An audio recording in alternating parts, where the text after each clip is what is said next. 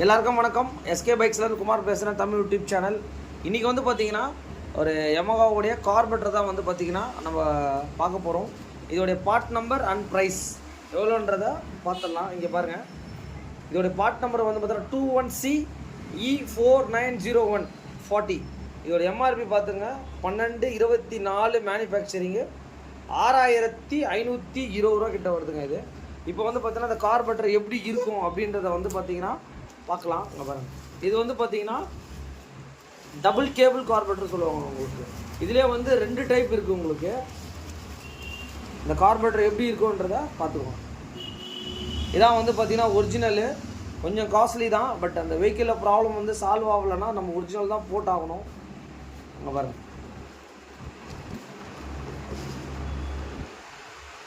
கஸ்டமருக்கு அந்த ப்ராப்ளம் வந்து பார்த்திங்கன்னா சால்வ் ஆகலை. வெஹிக்கிள் வந்து பிளாக் ஆகி போயிட்டே இருக்குது. அதே மாதிரி லைட் எரிஞ்சிட்டே இருக்குது.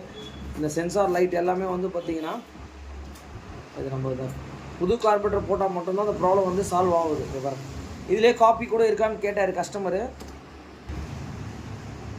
இந்த கார்பெட்டர் எப்படி இருக்குன்னு கேட்டிங்கன்னா எப்படி தான் இருக்கும். இங்கே பாருங்கள், யாருக்காச்சும் வேணும் அப்படின்னா வெர்ஷன் 1, 2 அதுக்கேற்ற மாதிரி ரேட்டை பார்த்துக்கோங்க.